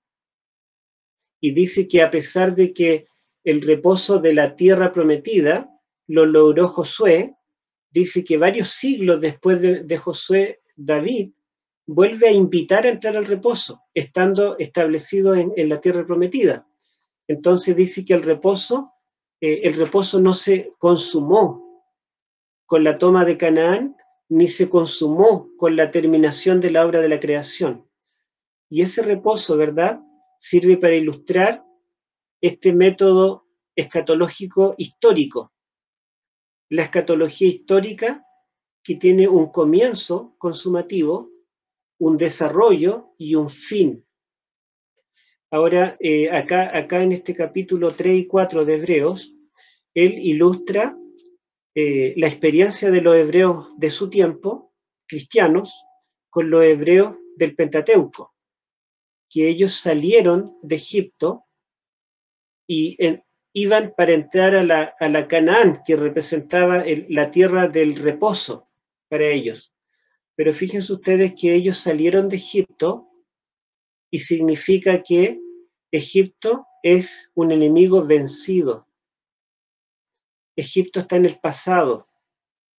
Dios ya los liberó, ya los sacó, ya no son esclavos, son libres. Egipto es un enemigo vencido, consumado.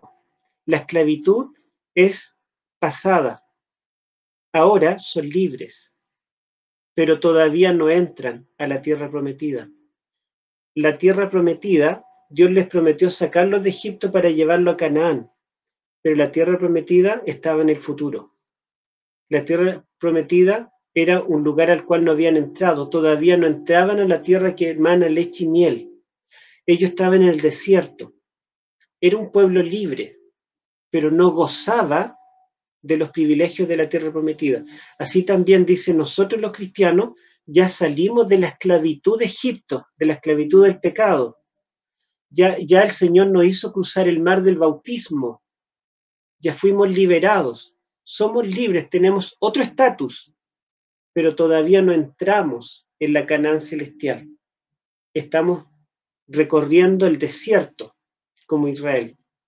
Eso nos muestra, ¿verdad?, de que la escatología es una escatología inaugural, pero esa inauguración hermosa, poderosa, portentosa, tiene un recorrido que nos llevará a una consumación final. Y aquí hay una pregunta que dice, ¿por qué tomar 1798 como el inicio del tiempo del fin y no 1844? Tomando en cuenta el santuario, toda la importancia. Claro, justamente porque Daniel nos dice que el tiempo del fin comienza en 1798, por ejemplo en el capítulo 11, versículos 33 al 35, describe la persecución de los sabios. Dice que caerán a espada, a hambre, despojo, persecución, y dice que ellos caerán a espada hasta el tiempo del fin. En la Reina Valera dice de otra forma, hasta el tiempo establecido, algo así, pero en hebreo dice ad esket, literalmente hasta el tiempo del fin. Y luego, el capítulo 11:40 dice en el tiempo del fin. Entonces, la persecución durará hasta el tiempo del fin, y en el tiempo del fin dice que el rey del sur provocará una herida de muerte al rey del norte. ¿Y cuándo ocurrió esta herida de muerte del rey del norte de Babilonia? En 1798. Y pregunto, ¿hasta cuándo durará la persecución? Hasta 1798. Luego en el capítulo 12, versículos 5 al 7, donde preguntan los ángeles al varón vestido de lino, ¿hasta cuándo durarán estas obras del rey del norte? Y dice que será por tiempo, tiempo y medio tiempo, y cuando se acabe la persecución del pueblo santo, estas cosas se terminarán. Por lo tanto, ¿verdad? El tiempo de la persecución, de los tiempo, tiempo y medio tiempo, es lo que nos marca el límite o el comienzo, más bien, del tiempo del fin. Y lo engancha con el versículo 4, donde se le dice a Daniel, estas cosas están cerradas y selladas hasta el tiempo del fin. En el tiempo del fin sería abierto.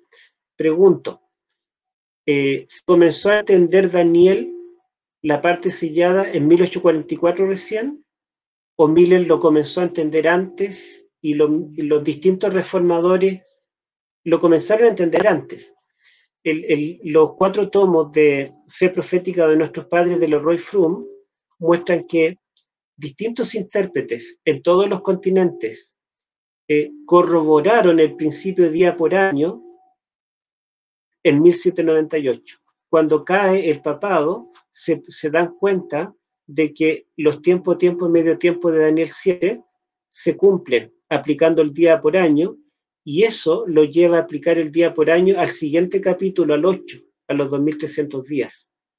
Ahora, en Daniel capítulo 8, versículo 17, que el mismo pastor Jiménez leyó, no dice que después de los 2300 días comienza el tiempo del fin, sino que ese periodo ocurría en el tiempo del fin, dentro del tiempo del fin. Significa que el tiempo del fin comenzaría un poco antes de 1844.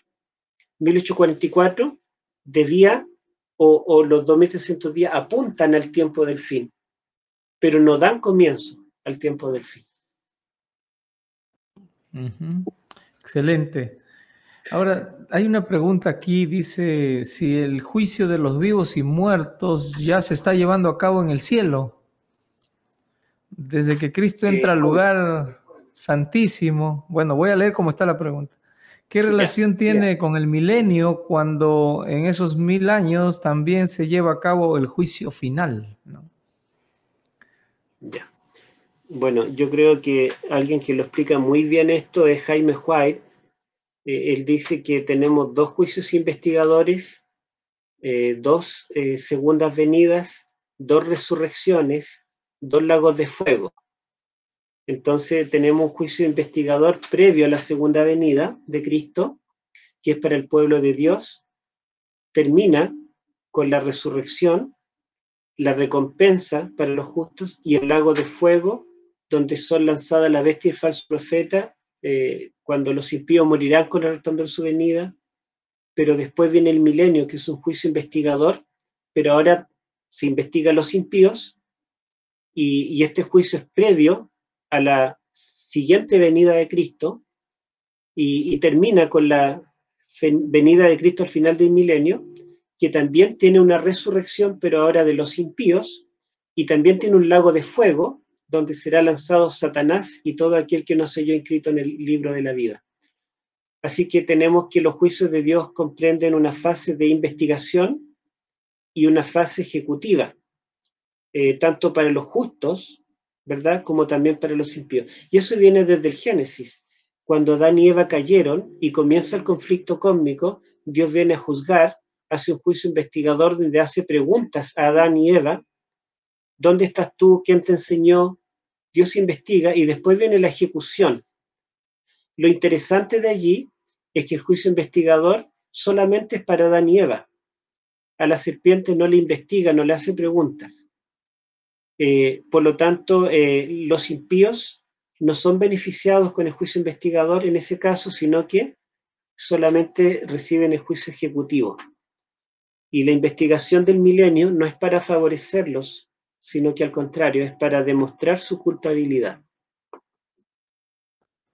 Muchas gracias, doctor Urrutia. Hay una pregunta interesante, dice, si como Iglesia Adventista del Séptimo Día tenemos la doctrina del santuario como algo propio y distintivo, entonces, ¿por qué depender de un erudito teólogo católico para entender Hebreos? Es por lo que constantemente se ha dicho que hay un erudito católico que descubrió, que ha escrito. Bueno, una pregunta. Vamos a responderla, doctor.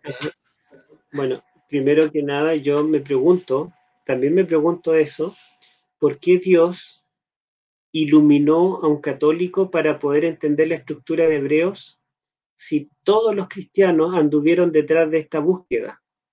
¿Por qué no iluminó a un adventista?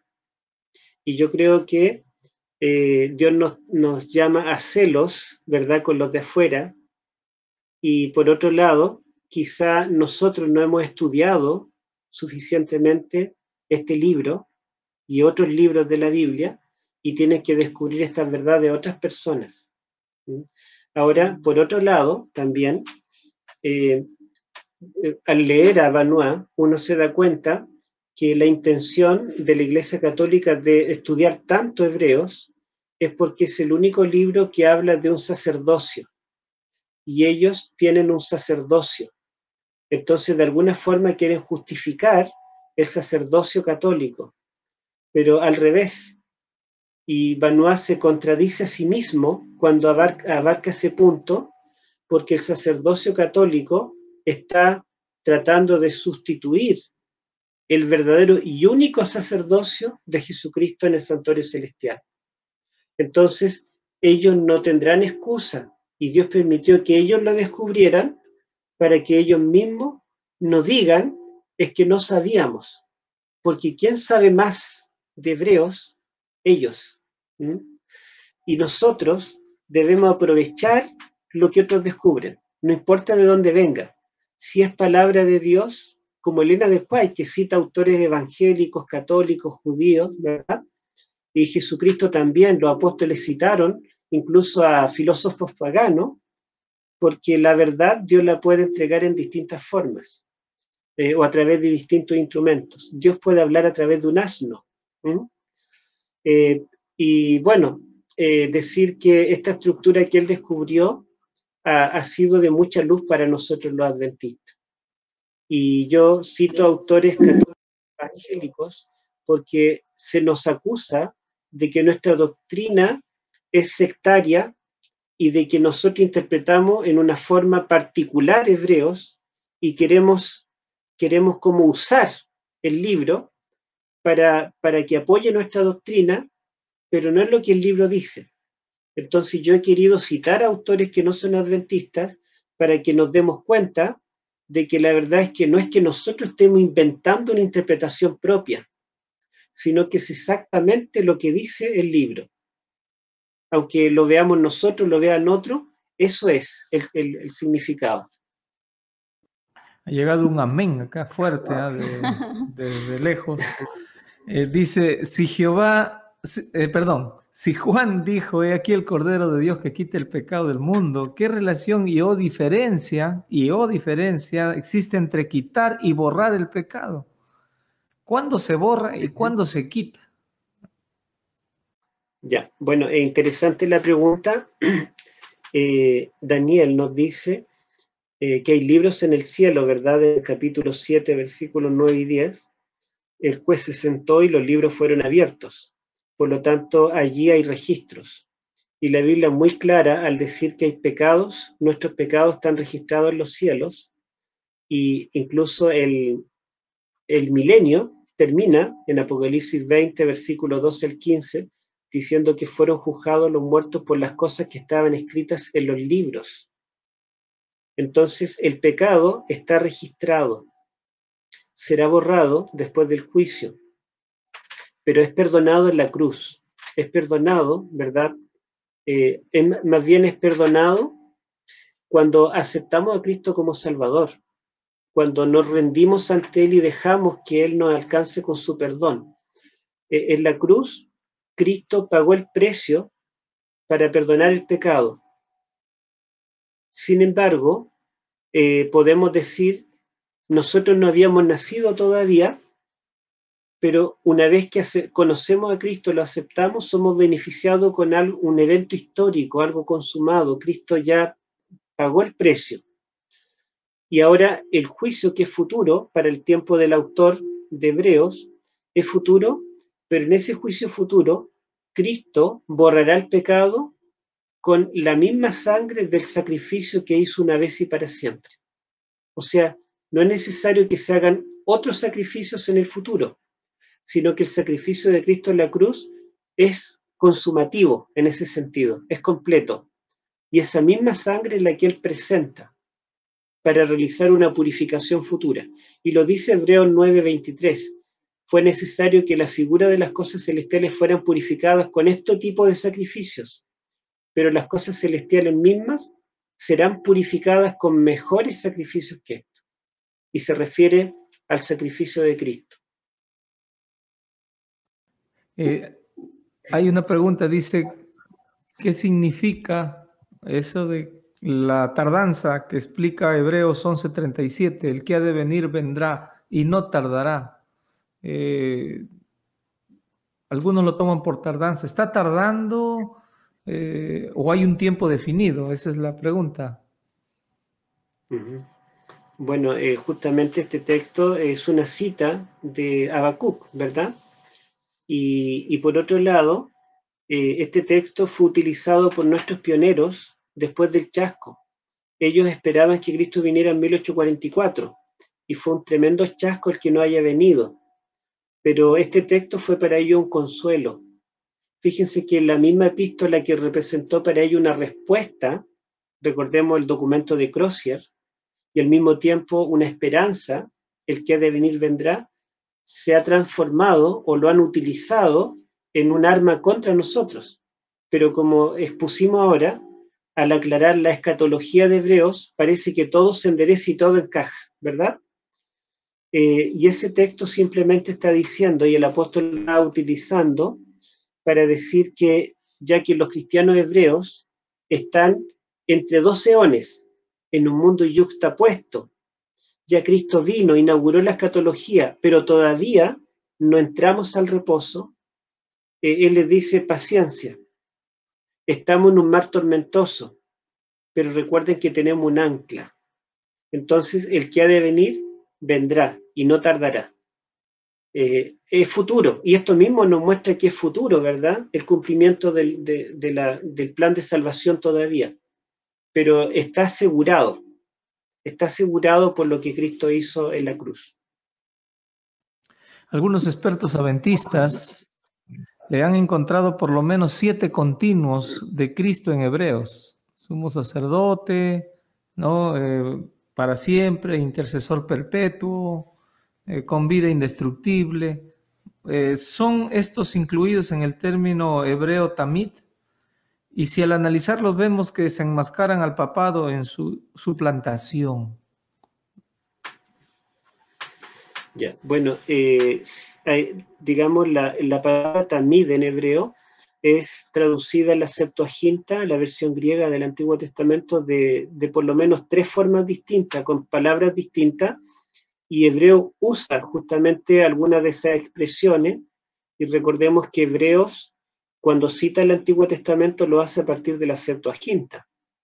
Así que el autor está conscientemente utilizando, como dice aquí el hermano de la pregunta, está utilizando terminología del Antiguo Testamento, del tamid del Antiguo Testamento. Ahora, la pregunta es esto con la suplantación. Sí, el apóstol está sentando las bases para mostrar que el continuo es la obra de Cristo en el santuario celestial.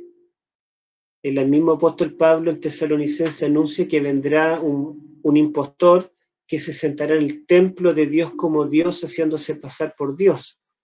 Pero él deja claro que la obra continua estaba ilustrando el papel sumo sacerdotal de Cristo en el santuario celestial. Ahora hay que entender que cuando el apóstol quiere referirse al culto del tabernáculo del desierto y no al templo de Herodes, es porque en el tiempo de Herodes había muchas cosas que habían cambiado, se habían tergiversado. En el templo de Herodes, el continuo lo realizaban los sacerdotes comunes.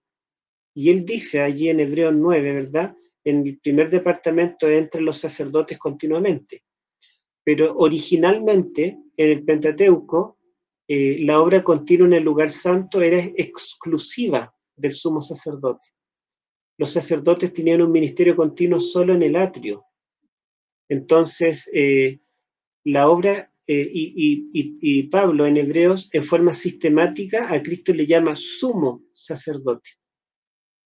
El único, o sea, el papel de Cristo es de sumo sacerdote, por lo tanto, él tiene el rol continuo del lugar santo, porque su papel en la tierra ya lo había cumplido. Y luego el sumo sacerdote, la otra obra que le queda por hacer es la purificación del santuario, que la realiza en el lugar santísimo, que lo anuncia allí en el capítulo 9. Interesante, doctor. Muchas gracias por su colaboración con este programa que tenemos de Ecos del Simposio. Estamos muy agradecidos de verdad a usted y a esta exposición que de verdad la iglesia sigue acá agradeciendo. Siguen preguntando, pero ya no hay tiempo. Usted está 3 horas más allá todavía. Necesitamos un viernes solo de Y preguntas. de ¿no? verdad que podría haber un programa solo de preguntas de diversos tipos y podemos quizás invitar a un par de eruditos que nos ayuden, Más. porque la gente tiene bastantes inquietudes. Gracias una Sí, vez más. también un panel Ha de estado preguntas. muy excelente la temática, doctor, y sabemos que sigue escribiendo libros, siguen publicándose, en Amazon también van a ver esos libros para que nuestra hermandad Iglesia. pueda también tener. También le digo que ya nuestro libro ya se finalizó, el libro de Simposio Teológico. Estamos de aquí a unos días dando la fecha de la presentación del libro y ya para que todo también el público pueda tener lo que ha sido la primera parte del simposio teológico. Gracias, Estos doctor. temas de ahora no van a entrar en este libro. No, todavía no. En el libro que venga, pero en el que va a salir ahora a presentarse es de las ponencias anteriores, de lo que fue la semana del simposio. Ya hemos recibido el artículo de usted, lo tengo allí, un buen artículo, y está de verdad muy profundo, lo hemos estado hojeando, y muchas gracias, de verdad, una vez más, por su presencia, y vamos a decir, y quiere acompañarnos un ratito para que sepa quién es el próximo ponente que por alguna razón no pudo estar con nosotros en esta fecha, y el doctor Rutia nos ha ayudado, pero el doctor Paulín en la próxima semana sí estará con nosotros. Tuvo un percance y teníamos que explicarlo en algún momento, y él estará y ha elegido un tema más interesante que va a tener un poquito mayor de profundidad seguramente, aunque toda la Biblia es profunda, pero ya que se trate la temática eventos finales, vamos a tomar el tema, dice, camino hacia el Armagedón, la batalla del Armagedón. Entonces, la próxima semana, el 4 de septiembre, el 4 de septiembre, viernes 4, estaremos nosotros saliendo al aire con este tema que es el camino hacia el Armagedón, la batalla del Armagedón. Es un tema muy interesante. Una vez más, doctor, gracias. Muchas gracias, doctor Urrutia, realmente por su tiempo, por la profundidad de su conocimiento que nos regala en este programa de Ecos del Simposio, y reciba nuestro cariño también para su familia, para su esposa, sus hijos, y agradecidos por su tiempo. Gracias. Y la pueden compartir con los hermanos que le escriban. Si quieren las diapositivas, se las pueden compartir. Muchas gracias. Muchas gracias. Sí, hay varios que piden diapositivas, ¿no? Qué bueno que el pastor lo autoriza. Muchas gracias. Muchas gracias, doctor Urrutia. Vamos a terminar, amigos.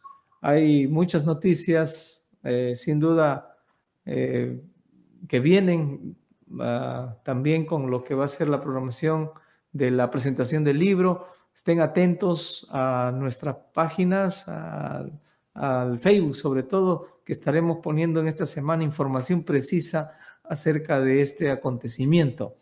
Manténganse, por favor, siempre ahí al contacto, y no olviden que hay un número, que es el número que aparece siempre ahí en pantalla, que ustedes pueden escribir, preguntar, y pueden agregar ese número a sus contactos y nos avisan para mandarles el link de la programación de cada viernes directamente a vuestro teléfono, a vuestro equipo celular. Pues así, de esta manera, más rápido ustedes pueden compartir también la información con otros familiares y amigos. ¿Está bien? Así Entonces, es. Cada ponente forma parte directa de este programa. Muchísimas gracias. Ya están pidiendo las diapositivas, así que vamos a tener que cumplir la orden que ha dado el doctor. Muy bien, muchas gracias. Dios los bendiga. Vamos a hacer una oración. Vamos a orar. Amado Padre que estás en los cielos, Señor, te damos infinitas gracias porque tu mano poderosa se extiende, Señor, y permite que llegue a todo hogar adventista este programa Ecos del Simposio con temas tan importantes, Señor, como el de esta noche, para de esa manera poder conocer más de tu palabra, más de ti, Señor, de tus propósitos y de lo que nos tienes preparado a cada uno de nosotros. Agradecemos, Señor, por la presentación del tema y por el tiempo, el conocimiento impartido, Señor, a través de tu Hijo, el doctor Urrutia. Rogamos, Señor, que pueda siempre bendecirlo a él, a su familia también. En el nombre bonito y bendito de Jesús. Amén. Amén. Hasta el próximo viernes.